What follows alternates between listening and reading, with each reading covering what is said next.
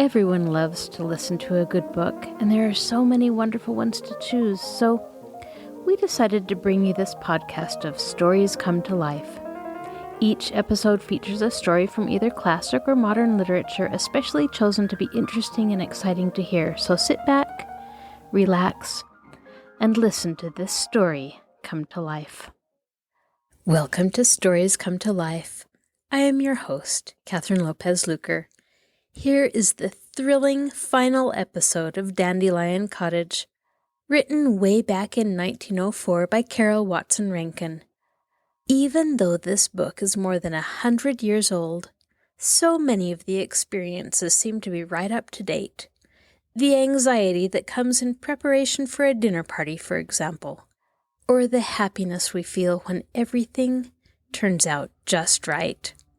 These feelings are universal, and I think that's what makes Dandelion Cottage a book to love and remember. Now sit back, relax, and listen to this story come to life. Dandelion Cottage by Carroll Watson Rankin. Chapter 19. The Response to Mabel's Telegram. The night of their flitting from Dandelion Cottage, the girls had hastily eaten all the radishes in the cottage garden to prevent their falling into the hands of the grasping Milligans. Now, the morning after their visit to Mr. Downing, they were wishing that they hadn't. Not because the radishes had disagreed with them, but for a quite different reason. They could not enter the cottage, of course, but it had occurred to them that it might be possible to derive a certain melancholy satisfaction from tending and replenishing the little garden. That pleasure, at least, had not been forbidden them, but before beginning active operations, they took the precaution of enlarging the hole in the back fence, so that instantaneous flight would be possible, in case Mr. Downing should stroll cottageward. Their motive was good. When Mr. Black returned, if he ever should, Betty meant that he should find the little yard in perfect order. "We'll keep to our part of the bargain anyway," said Betty, as the four girls were making their first cautious tour of inspection about the cottage yard. "There's lots of work to be done." "Yes," agreed Jean. "We said we'd keep this yard nice all summer, and it wouldn't be right not to do it." "I wonder if we ought to ask Mr. Downing?" asked conscientious Betty, stooping to pull off some gone-to-seed pansies. "Perhaps you'd like the job," suggested Marjorie with mild sarcasm. "My sakes," said Mabel. "I wouldn't go near that man again if I was going to swallow an automobile the next moment if I didn't. I could hear him roar, 'No!' every few minutes all night. I fell out of bed twice dreaming that I was trying to get off of that old porch of his before he could grab me." "Well, I guess we'd better not ask," said Jean, "because I'm pretty sure he'd have the same answer ready." "He certainly ought not to mind us having to take care of our own flowers," said Marjorie. "That's true," said Betty, poking the moist earth with a friendly finger. "They're growing splendidly since the rain. See how nice and full of growiness the ground is." "I can get more pansy plants," offered Marjorie, "to fill up these holes the Milligan dog made." "Mrs. Crane promised to give us some aster plants," said Mabel. "Let's put 'em along by the fence." "Oh, let's do," said Jean. "You go see if we can have them now." "I know Mr. Black will be pleased," declared Betty, "if he finds this place looking nice. I'm so thankful that we didn't remember to ask Mr. Downing about it." "We didn't have a chance," said Jean ruefully, "but just the same, I'm willing to keep on forgetting until Mr. Black comes." It began to look as if Mr. Black were never coming. Betty had written as she promised, but had had no reply, though the letter had not been mailed for 10 minutes before she began to watch for the postman. Even Mabel, having had no response to her telegram, and supposing it to have gone astray, had given up hope. Mabel, ever averse to confessing the failure of her enterprises, had decided to postpone saying anything about the telegram until one or another of the girls should remember to ask what had become of the 35 cents. So far, none of them had thought of it. Still, it seemed probable, in spite of Mr. Black's continued absence, that he would get home some time, for he had left so much behind him. In the business portion of the town, there was a huge building whose sign read, Peter Black and Company. Then, in the prettiest part of the residence district, where the lawns were big and the shrubs were planted scientifically by a landscape gardener, and where the hillside bristled with roses, there was a large, handsome stone house that, as everybody knew, belonged to Mr. Black. Although there were industrious clerks at work in the one, and a middle-aged housekeeper with a furnace-tending, grass-cutting husband equally busy in the other, it was reasonable to suppose that Mr. Black, even if he had no family, would have to return sometime, if only to enjoy his beloved rose-bushes. Thanks to Mabel's telegram, Betty's letter, forwarded from Washington, did not reach him for many days. He did come. He had had to stop in Chicago after all, and there had been unexpected delays. But just a week from the day the Milligans had left the cottage, Mr. Black returned. Without even stopping to look in at his own office, the traveler went straight to the rectory to ask for Betty. Betty, Mrs. Tucker told him, he would probably find in the cottage yard. Mr. Black took a shortcut through the hole in the back fence, arriving on the cottage lawn just in time to meet a procession of girls entering the front gate. Each girl was carrying a huge, heavy clod of dirt, out of the top of which grew a sturdy green plant, for the cottageless cottagers had discovered the only successful way of performing the difficult feat of restocking their garden with half-grown vegetables. Their neighbors had proved generous when Betty had explained that if only one could dig deep enough, one could transplant anything, from a cabbage to a pole bean. Some of the grown-up gardeners, to be sure, had been skeptical, but they were all willing that the girls should make the attempt. "Oh, Mr. Black!" shrieked the 4 girls, dropping their burdens to make a simultaneous rush for the senior warden. Oh, is it really you? We're so glad, so awfully glad you've come." "Well, I declare, so am I," said Mr. Black, with his arms full of girls. "It seems like getting home again to have a family of nice girls waiting with a welcome, even if it's a pretty sandy one. What are you doing with all the real estate? I thought you'd been turned out, but you seem to be all here. I declare if you haven't all been growing." "We were, we are, we have!" cried the girls, dancing up and down delightedly. "Mr. Downing made us give up the cottage, but he didn't say anything about the garden, and then we thought we'd better forget to ask about it." "Tell me the whole story," said Mr. Black. "Let's sit here on the doorstep. I'm sure I could listen more comfortably if there were not so many excited girls dancing on my best toes." So Mr. Black, with a girl at each side and 2 at his feet, heard the story from beginning to end, and he seemed to find it more amusing than the girls had at any time considered it. He simply roared with laughter when Betty apologized about Bob and the tin. "Well," said he, when the recital was ended, and he had shown the girls Mabel's telegram, and the thoroughly delighted Mabel had been praised and enthusiastically hugged by the other 3. "I have heard of cottages with more than one key. Suppose you see, Betty, if anything on this ring will fit that keyhole." 3 of the flat, slender keys did not, but the 4th turned easily in the lock. Betty opened the door. "Possession," said Mr. Black with a twinkle in his eye, "is 9 points of the law. You'd better go to work at once and move in and get to cooking. You see, there's a vacancy under my vest that nothing but that promised dinner party can fill. The sooner you get settled, the sooner I get that good square meal.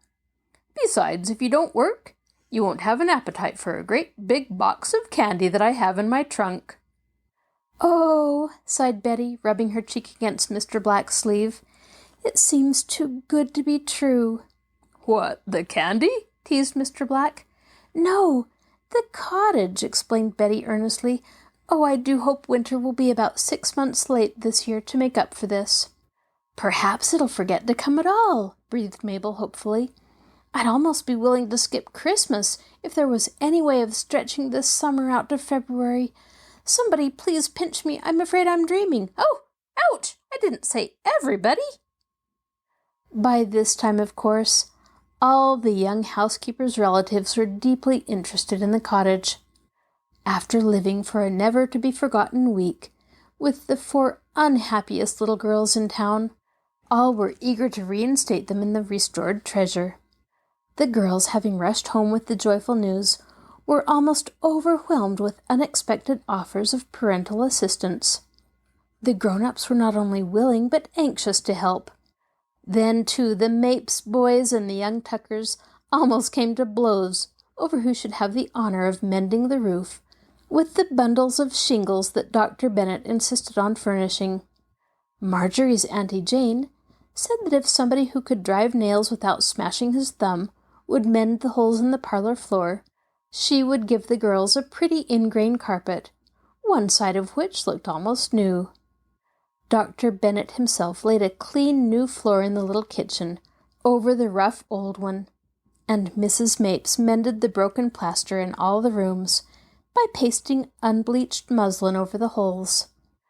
Mr. Tucker replaced all broken panes of glass, while his busy wife found time to tack mosquito netting over the kitchen and pantry windows. So interested indeed were all the grown-ups and all the brothers that the girls chuckled delightedly. It wouldn't have surprised them so very much if all their people had suddenly fallen to playing with dolls and to having tea parties in the cottage.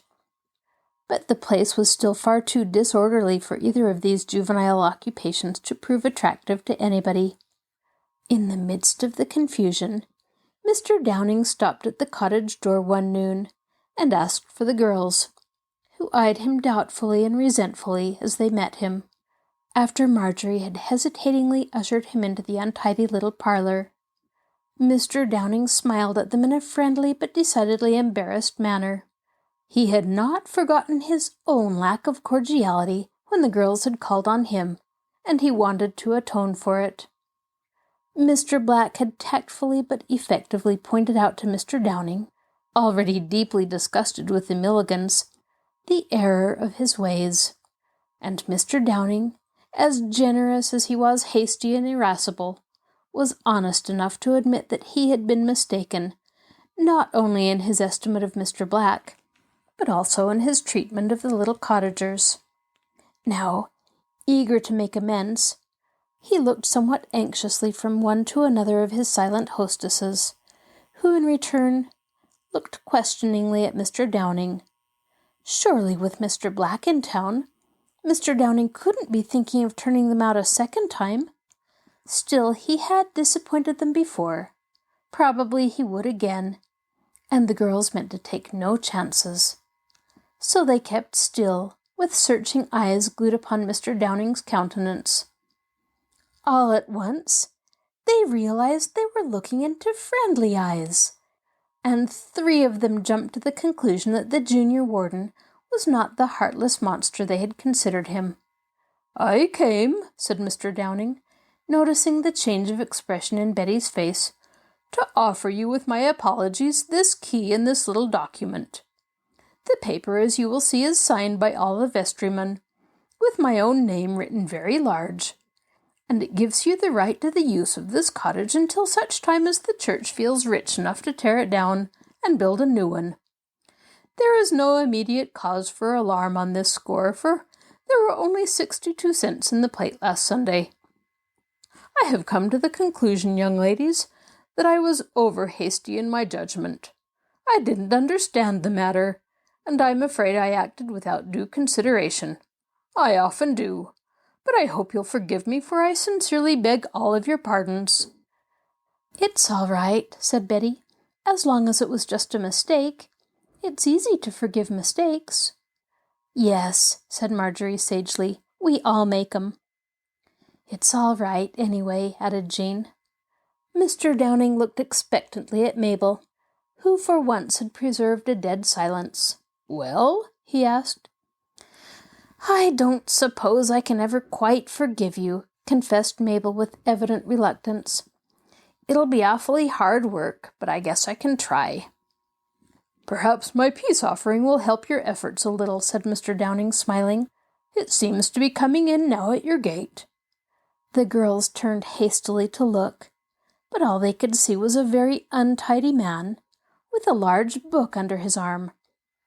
These, said Mr. Downing, taking the book from the man, who had walked in at the open door, are samples of inexpensive wallpapers. You're to choose as much as you need of the kinds you like best, and this man will put it wherever it will do the most good, and I'll pay the bill. Now, Miss Blue Eyes, do I stand a better chance of forgiveness? Oh, yes, yes, cried Mabel. I'm almost glad you needed to apologize. You did it beautifully, too. Mercy, when I apologize, and I have to do a fearful lot of apologizing, I don't begin to do it so nicely. Perhaps, offered Mr. Downing, when you've had as much practice as I have, it'll come easier. I see, however, that you're far more suitable tenants than the Milligans would have been, for my humble apologies to them met with a very different reception. I assure you that if there's ever any rivalry between you again, my vote goes with you. You're so easily satisfied. Now, don't hesitate to choose whatever you want from this book. This paper hanger is yours, too, until you're done with him. Oh, thank you, thank you, thank you, cried the girls with happy voices, as Mr. Downing turned to go. You couldn't have thought of a nicer peace offering. Of course, it took a long, long time for so many young housekeepers to choose papers for the parlor and the 2 bedrooms. But after much discussion and many differences of opinion, it was finally selected. The girls decided on green for the parlor, blue for 1 bedroom, and pink for the other, and they were easily persuaded to choose small patterns. Then the smiling paper hanger worked with astonishing rapidity, and said that he didn't object in the least to having 4 pairs of bright eyes watch from the doorway every strip go into place. It seemed to be no trouble at all to paper the little low-ceilinged cottage, and oh, how beautiful it was when it was all done. The cool cucumber-green parlor was just the right shade to melt into the soft blue and white of the front bedroom. As for the dainty pink room, as Betty said rapturously, it fairly made one smell roses to look at it. It was so sweet. It was finished by the following night, for no paper hanger could have had the heart to linger over his work, with so many anxious eyes following every movement. Mrs. Tucker washed and ironed and mended the white muslin curtains, and with such a bower to move into, the second moving in and settling, the girls decided, was really better than the first. When their belongings were finally reinstalled in the cottage, even Mabel no longer felt resentful toward the Milligans. Chapter 20. The Odd Behavior of the Grown-ups.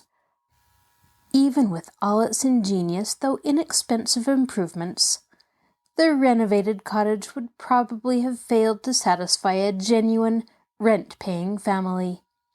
But to the contented girls, it seemed absolutely perfect. At last it looked to everybody as if the long-deferred dinner party were actually to take place. There in readiness were the girls, the money, the cottage, and Mr. Black, and nothing had happened to Mrs. Bartholomew Crane, who might easily, as Mabel suggested harrowingly, have moved away or died at any moment during the summer. One day, very soon after the cottage was settled, a not at all surprised Mr. Black and a very much astonished Mrs. Crane each received a formal invitation to dine under its reshingled roof. Composed by all 4, the note was written by Jean, whose writing and spelling all conceded to be better than the combined efforts of the other 3. Betty delivered the notes with her own hand 2 days before the event, and on the morning of the party she went a second time to each house to make certain that neither of the expected guests had forgotten the date. "Forget!" exclaimed Mr. Black, standing framed in his own doorway. "My dear little girl, how could I forget? When I've been saving room for that dinner ever since early spring. Nothing, I assure you, could keep me away or even delay me. I have eaten a very light breakfast. I shall go entirely without luncheon." "Oh, I wouldn't do that," warned Betty. "You see, it's our first dinner party and something might go wrong. The soup might scorch." "It wouldn't have the heart to," said Mr. Black. "No soup could be so unkind." Of course, the cottage was the busiest place imaginable during the days immediately preceding the dinner party. The girls had made elaborate plans, and their pockets fairly bulged with lists of things that they were to be sure to remember, and not on any count to forget. Then the time came for them to begin to do all the things that they had planned to do, and the cottage hummed like a hive of bees. First, the precious $7.50, swelled by some mysterious process to $7.57, had to be withdrawn from the bank, the most imposing building in the town, with its almost oppressive air of formal dignity. The rather diffident girls went in a body to get the money, and looked with astonishment at the extra pennies. "That's the interest," explained the cashier, noting with quiet amusement the puzzled faces. "Oh," said Jean, "we've had that in school, but this is the first time we've ever seen any." "We didn't suppose," supplemented Betty, "that interest was real money. I thought it was something like those X plus Y things that we have in algebra." "Or like mermaids and goddesses," said Mabel. "She means myths," interpreted Marjorie. "I see," said the cashier. "Perhaps you like real tangible interest better than the kind you have in school." "Oh, we do," cried the four girls. "After this," confided Betty, "it will be easier to study about." Then, with the money carefully divided into 3 portions, placed in 3 separate purses, which in turn were deposited one each in Jean's, Marjorie's, and Betty's pockets, Mabel having flatly declined to burden herself with any such weighty responsibility, the 4 went to purchase their groceries. The smiling clerks at the various shops confused them a little at first by offering them new brands of breakfast foods, with strange, oddly spelled names. But the girls explained patiently at each place that they were giving a dinner party, not a breakfast, and that they wanted nothing but the things on their list. It took time and a great deal of discussion to make so many important purchases, but finally the groceries were all ordered. Next, the little housekeepers went to the butcher's to ask for a chicken. "What kind of chicken you want?" asked the stout, impatient German butcher. Jean looked at Betty. Betty looked at Marjorie, and Marjorie, although she knew it was hopeless, looked at Mabel. "Well," said the busy butcher. One to cook, without feathers," gasped Jean. "A spring chicken?" "Is that better than a summer one?" faltered Betty cautiously. "You see, it's summer now." "Perhaps," suggested Mabel, seized with a bright thought, "an August one." "Here, Sean," shouted the busy butcher to his assistant, "you bring out the 4 chickens. You can pick one out of these while I wait on the other customers." "I think," said Jean, indicating one of the fowls John had produced for her inspection, "that's about the right size. It's so small and smooth that it ought to be tender." "Oh, I wouldn't take that one, miss," cautioned honest John under his breath. "It looks to me like a little old bantam rooster.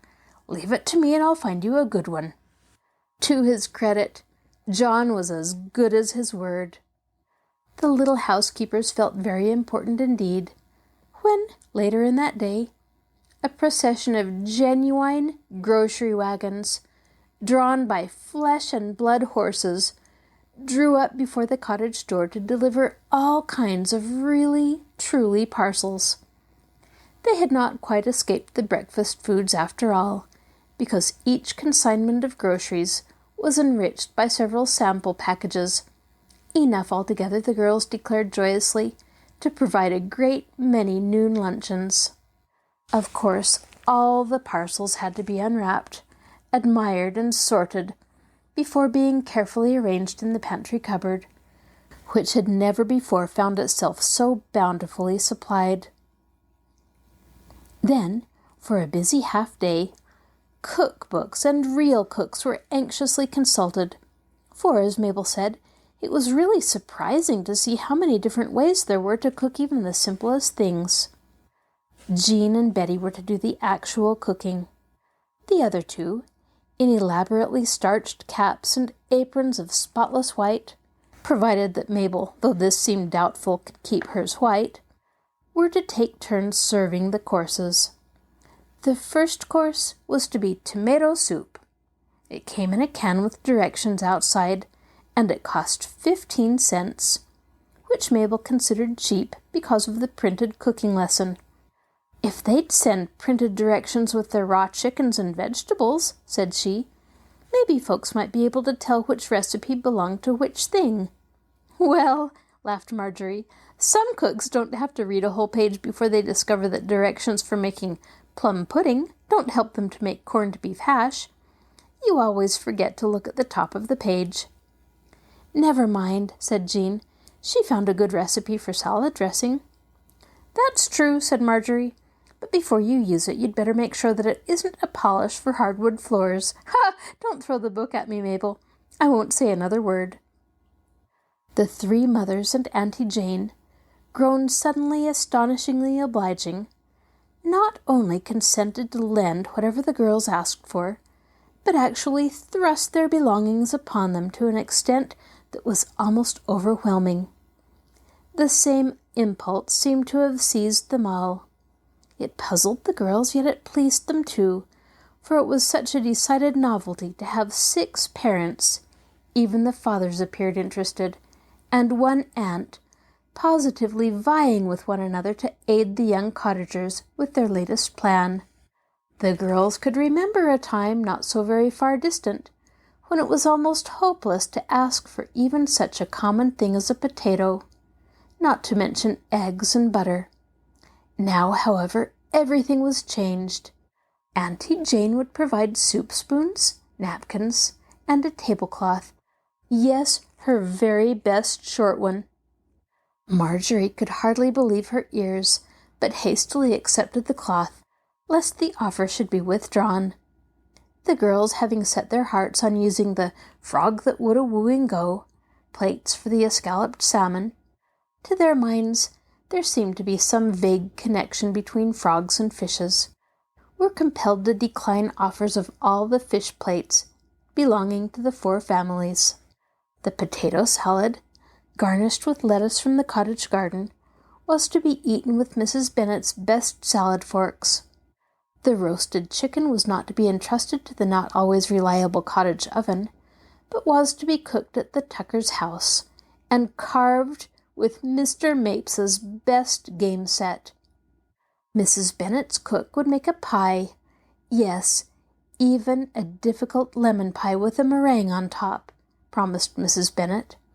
Then there were to be butter beans out of the cottage garden, and sliced cucumbers from the greengrocer's, because Mrs. Crane had confessed to a fondness for cucumbers. There was one beet in the garden almost large enough to be eaten. That, too, was to be sacrificed. The dessert had been something of a problem.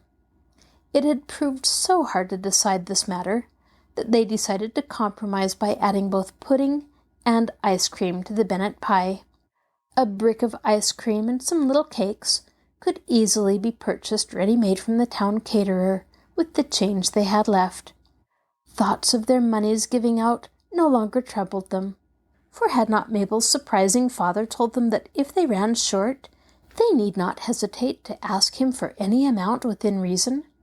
"I declare," said bewildered Mabel, "I can't see what's come over Papa and Mamma. Do I look pale or anything, as if I might be going to die before very long?" "No," said Marjorie, "you certainly don't. But I've wondered if Auntie Jane could be worried about me. I never knew her to be so generous. Why, it's getting to be a kind of a nuisance. Do you suppose they're going to insist on doing everything?" "Well," said Betty, "they've certainly helped us a lot.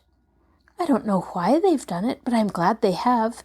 You see, we must have everything perfectly beautiful because Mr. Black is rich and is accustomed to good dinners, and Mrs. Crane is poor and never has any very nice ones. If our people keep all their promises, it can't help being a splendid dinner." The 3 mothers and Auntie Jane and all the fathers did keep their promises. They too wanted the dinner to be a success, for they knew, as all the older residents of the little town knew, and as the children themselves might have known, if the story had not been so old and their parents had been in the habit of gossiping, which fortunately they were not, that there was a reason why Mr. Black and Mrs. Crane were the last 2 persons to be invited to a tete-a-tete dinner party. Yet, strangely enough, there was an equally good reason why no one wanted to interfere, and why everyone wanted to help. Chapter 21.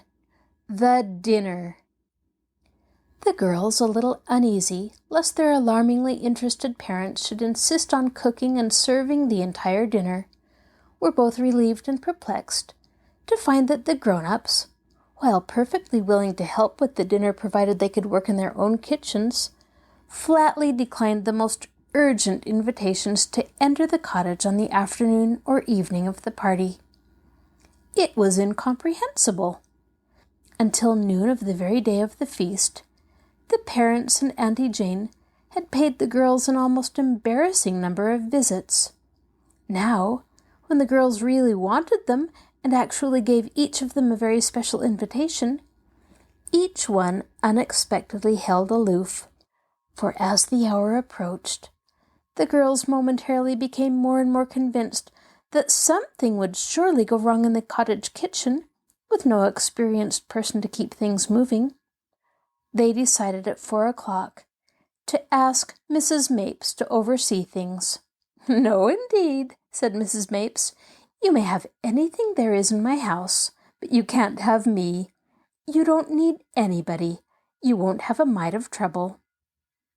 Finding Mrs. Mapes unpersuadable, they went to Mrs. Tucker, who next to Jean's mother was the most obliging of parents. "Oh, no," said Mrs. Tucker. "I couldn't think of it. No, not for one moment. It's much better for you to do it all by yourselves." Still hopeful, the girls ran to Mrs. Bennet. "Mercy, no!" exclaimed that good woman, with discouraging emphasis. "I'm not a bit of use in a strange kitchen, and there are reasons. Oh, I mean it's your party, and it won't be any fun if someone else runs it." "Shall we ask your Auntie Jane?" asked Betty. "We don't seem to be having any luck." "Yes," replied Marjorie. "She loves to manage things." But Marjorie's Auntie Jane proved no more willing than the rest. "No, ma'am," she said emphatically. "I wouldn't do it for $10. Why, it would just spoil everything to have a grown person around. Don't even think of such a thing." So the girls, feeling just a little indignant at their disobliging relatives, decided to get along as well as they could without them. At last, everything was either cooked or cooking. The table was beautifully set and decorated, and flowers bloomed everywhere in Dandelion Cottage. Jean and Betty, in the freshest of gingham aprons, were taking turns watching the things simmering on the stove, and Mabel, looking fatter than ever in her short, white, stiffly starched apron, was on the doorstep, craning her neck to see if the guests showed any sign of coming, while Marjorie was busily putting a few entirely unnecessary finishing touches to the table. The guests were invited for 6:30, but had been hospitably urged by Betty to appear sooner if they wished.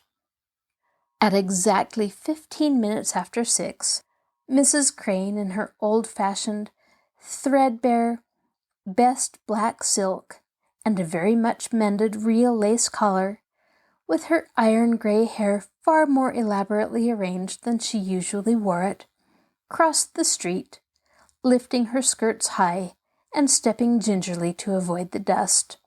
She supposed that she was to be the only guest, for the girls had not mentioned any other.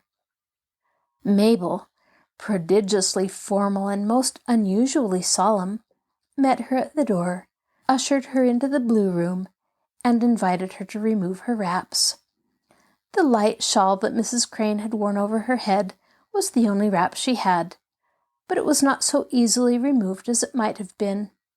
It caught on one of her hairpins, which necessitated rearranging several locks of hair that had slipped from place. This took some time, and while she was thus occupied, Mr. Black turned the corner, went swiftly toward the cottage, mounted the steps, and rang the doorbell. Mabel received him with even greater solemnity than she had Mrs. Crane. "I think I'd better take your hat," said she. "We haven't any hat rack, but it'll be perfectly safe on the pink room bed because we haven't any Tucker babies taking naps on it today." Mr. Black handed his hat to her with an elaborate politeness that equaled her own. "Marjorie," she whispered as she went through the dining room, "he's wearing his dress suit." "Shh, he'll hear you," warned Marjorie. "Well, anyway, I'm frightened half to death. Oh, would you mind passing all the wettest things? I hadn't thought about his clothes." "Yes, I guess I'd better. He might want to wear those clothes again." "They're both here," announced Mabel, opening the kitchen door. "You help Betty stir the soup and the mashed potatoes," said Jean, whisking off her apron and tying it about Mabel's neck. "I'll go in and shake hands with them, and then come back and dish up."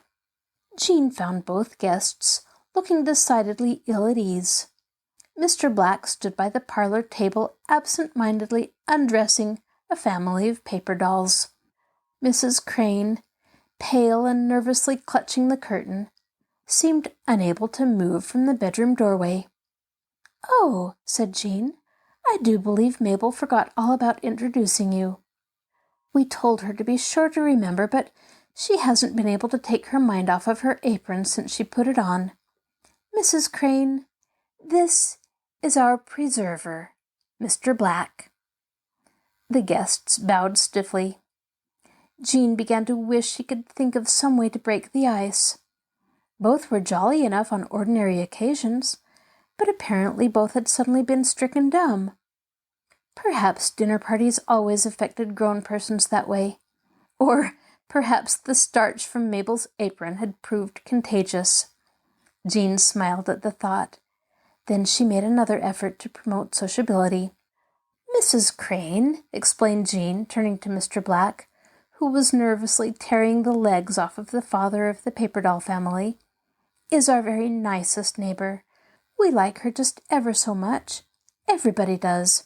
We've often told you, Mrs. Crane, how fond we are of Mr. Black.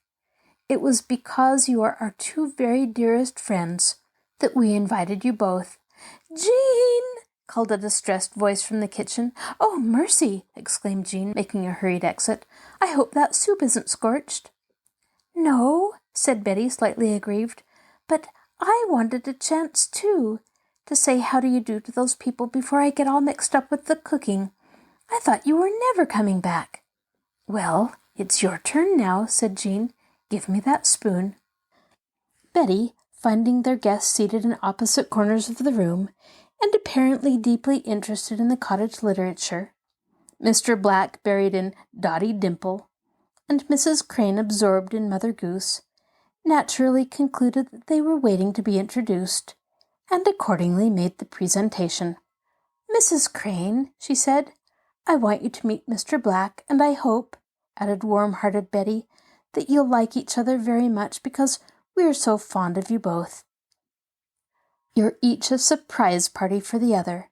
We thought you'd both like it better if you had somebody besides children to talk to."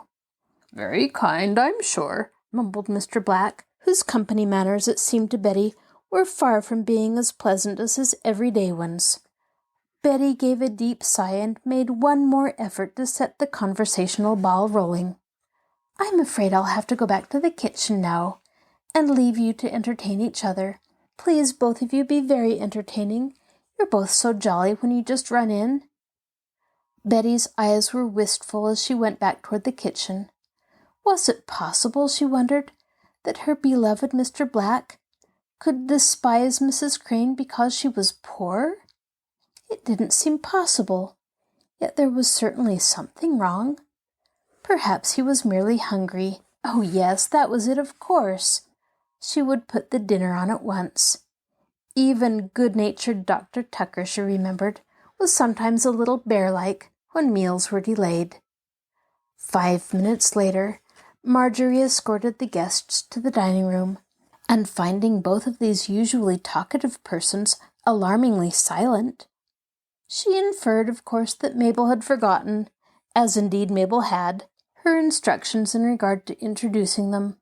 Marjorie's manners on formal occasions were very pretty. They were pretty now, and so was she, as she hastened to make up for Mabel's oversight. "Oh, Mr. Black," she cried earnestly, "I'm afraid no one remembered to introduce you. It's our first dinner party, you know, and we're not very wise. This is our dearest neighbor, Mrs. Crane, Mr. Black." The guests bowed stiffly for the third time. Practice should have lent grace to the salutation, but seemingly it had not. "Aren't some of you young people going to sit down with me?" demanded Mr. Black, noticing suddenly that the table was set for only two. "Yes," said Mrs. Crane with evident dismay. "Surely you're coming to the table too." "Oh, we can't," explained Marjorie. "It takes all of us to do the serving. Besides, we haven't but 2 dining-room chairs. Sit here, please, Mrs. Crane, and this is your place, Mr. Black." Mr. Black looked red and uncomfortable as he unfolded his napkin. Mrs. Crane looked, as Marjorie said afterward, for all the world as if she were going to cry. Perhaps the prospect of a good dinner, after a long siege of poor ones, was too much for her, for ordinarily Mrs. Crane was a very cheerful woman. Although both guests declared that the soup was very good indeed, neither seemed to really enjoy it. "They just kind of worried a little of it down," said the distressed Marjorie, when she handed Mr. Black's bowl, still 3/4 full, to Jean in the kitchen. "Do you suppose there's anything the matter with it?" "Oh, there can't be," said Betty. "I've tasted it, and it's good. They're just saving room for the other things," comforted Mabel. "I guess I wouldn't fill myself up with soup if I could smell roasted chicken keeping warm in the oven." Although Mabel had asked to be spared passing the spillable things, it seemed reasonably safe to trust her with the dish of escalloped salmon. She succeeded in passing it without disaster to either the dish or the guests' garments, and her apron was still immaculate. "Why!" exclaimed Mabel, suddenly noticing that the guests sat stiff and silent. "The girl said I was to be sure to introduce you the moment you came, and I never thought a thing about it. Do forgive me, I'm the most forgetful girl. Mrs. Black, Mr. Crane, no, Mrs. Crane." "We've been introduced," said Mr. Black rather shortly. "Might I have a glass of water?" A pained, surprised look crept into Mabel's eyes. A moment later she went to the kitchen. The instant the guests were left alone, Mrs. Crane did an odd thing. She leaned forward and spoke in a low, earnest tone to Mr. Black. "Peter," she said, "can't we pretend to be sociable for a little while? It isn't comfortable, of course, but it isn't right to spoil those children's pleasure by acting like a pair of wooden dolls. Let's talk to each other whenever they're in the room, just as if we had met for the first time." "You're right, Sarah," said Mr. Black. "Let's talk about the weather. It's a safe topic, and there's always plenty of it." When Marjorie opened the door to carry in the salad, there was a pleasant hum of voices in the dining room. It seemed to all the girls that the guests were really enjoying themselves, for Mr. Black was telling Mrs. Crane how much warmer it was in Washington, and Mrs. Crane was informing Mr. Black that except for the one shower that fell so opportunely on the Milligans, it had been a remarkably dry summer. The 4 anxious hostesses, feeling suddenly cheered, fell joyously to eating the soup and the salmon that remained on the stove. Until that moment, they had been too uneasy to realize that they were hungry. But as Marjorie carried in the crackers, half-famished Mabel breathed a fervent hope that the guests wouldn't help themselves too lavishly to the salad. To the astonishment of Mabel, who carried the chicken successfully to its place before Mr. Black, who was to carve it, Mr. Black did not ask the other guest what part she liked best, but with a whimsical smile, quietly cut off both wings and put them on Mrs. Crane's plate. Mrs. Crane looked up with an odd, tremulous expression, sort of weepy, Mabel called it afterwards, and said, "Thank you, Peter." It seemed to Mabel at the time that the guests were getting acquainted with a rapidity that was little short of remarkable. Ha! Peter, indeed! Then, when everything else was eaten, and Marjorie had brought the nuts and served them, Mrs. Crane, hardly waiting for the door to close behind the little waitress, leaned forward suddenly and said, "Peter, do you remember how you pounded my thumb when I held that hard black walnut for you to crack?" "I remember everything, Sarah. I've always been sorry about that thumb. And I've been sorry about a good many things since then. Do you think you could forgive me?" "Well, I guess I could," returned Mrs. Crane heartily. "After all, it was just as much my fault as it was yours, maybe more." "No, I never thought that, Sarah. I was the one to blame." When the door opened a moment later to admit the finger bowls and all 4 of the girls, who had licked the ice cream platter and had nothing more to do in the kitchen since everything had been served, there, to the housekeeper's unbounded amazement, were Mr. Black and Mrs. Crane, with their arms stretched across the little table, holding each other's middle-aged hands in a tight clasp, and both had tears in their eyes. The girls looked at them in consternation. Was it the dinner?" ventured Mabel at last. "Was it as bad as all that?" "Well," said Mr. Black, rising to go around the table, to place an affectionate arm across Mrs. Crane's plump shoulders, "it was the dinner, but not its badness, or even its very goodness." "I guess you'd better tell them all about it, Peter," suggested Mrs. Crane, whose eyes were shining happily. "It's only fair that they should know about it, bless their little hearts." "Well, you see," said Mr. Black, who, as the girls had quickly discovered, was once more their own delightfully jolly friend. "Once upon a time, a long time ago, there was a black-eyed girl named Sarah, and a 2 years younger boy, who looked a great deal like her, named Peter, and they were brother and sister. They were all the brothers and sisters that each had, for their parents died when this boy and girl were very young. Peter and Sarah used to dream a beautiful dream of living together always, and of going down hand in hand to a peaceful, plentiful old age. You see, they had no other relative but one very cross old grandmother, who scolded them both even oftener than they deserved, which was probably quite often enough. So I suspect that those abused, black-eyed, half-starved children loved each other more than most brothers and sisters do." "Yes," agreed Mrs. Crane, nodding her head and smiling mistily. "They certainly did. The poor young things had no one else to love." "That," said Mr. Black, "was no doubt the reason why, when that headstrong boy grew up and married a girl that his sister didn't like, and the equally headstrong girl grew up and married a man that her brother couldn't like, a regular scoundrel that—" "Peter?" warned Mrs. Crane. "Well," said Mr. Black hastily, "it's all over now, and perhaps we had better leave that part of it out. It isn't a pretty story, and we'll never mention it again.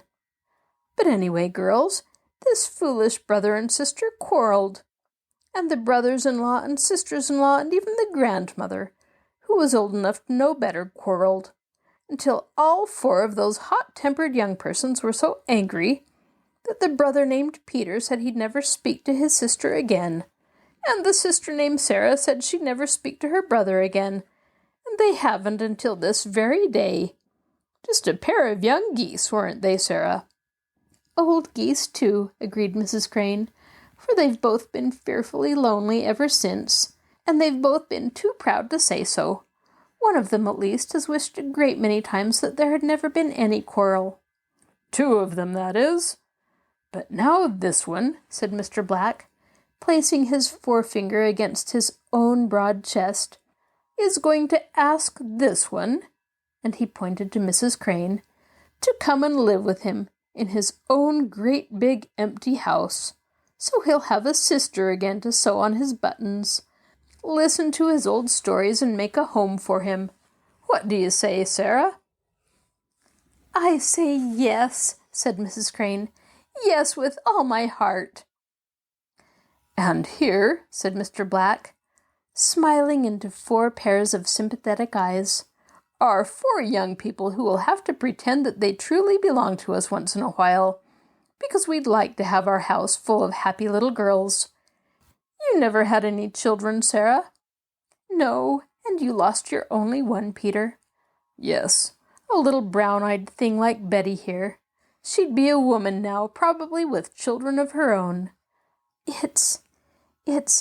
It's just like a story," breathed Betty happily. "We've been part of a real story and never knew it. I'm so glad you let us have Dandelion Cottage. So glad we invited you to dinner, and that nothing happened to keep either of you away." "Peter and I are glad, too," said Mrs. Crane, who indeed looked wonderfully happy. "Yes," said Mr. Black, "it's the most successful dinner party I've ever attended. Of course I can't hope to equal it, but as soon as Sarah and I get to keeping house properly, and have decided which is to pour the coffee, we're going to return the compliment with a dinner that will make your eyes stick out, aren't we, Sarah?" "Oh, we'll do a great deal more than that," responded generous Mrs. Crane. "We'll keep 4 extra places set at our table all the time." "Of course we will," cried Mr. Black heartily, "and we'll fill the biggest case in the library with children's books. We'll all go tomorrow to pick out the first shelf full, so that when it gets too cold for you to stay in Dandelion Cottage, you'll have something to take its place. You're going to be little sunny dandelions in the Black Crane house whenever your own people can spare you. But what's the matter? Have you all lost your tongues? I didn't suppose you could be so astonishingly quiet." "Oh," sighed Betty joyfully, "you've taken such a load off of our minds. We were simply dreading the winter, with no cottage to have good times in." "Yes," said Jean, "we didn't know how we could manage to live with the cottage closed. We've been wondering what in the world we were going to do." "But with school and you dear people to visit every day on the way home," said Marjorie, "we'll hardly have time to miss it. Oh, won't it be perfectly lovely?" "I'm going to begin at once to practice being on time to meals," said Mabel. "I'm not going to let that extra place do any waiting for me." These were the things that the 4 girls said aloud. But the joyous look that flashed from Jean to Betty, from Betty to Marjorie, from Marjorie to Mabel, and from Mabel back again to Jean, said even more plainly, "Now there will be somebody to take care of Mrs. Crane. Now there will be somebody to make a home for lonely Mr. Black." And indeed, subsequent events proved that it was a most beautiful arrangement for everybody, besides being quite the most astonishing thing that had ever happened in the history of Lakeville, Michigan. The end. This is your host, Kathryn Lopez Luker. Thank you for joining us for this episode of Stories Come to Life. Be sure to join us next time when we listen to a story told by a wonderful guest reader. I'll talk to you again soon.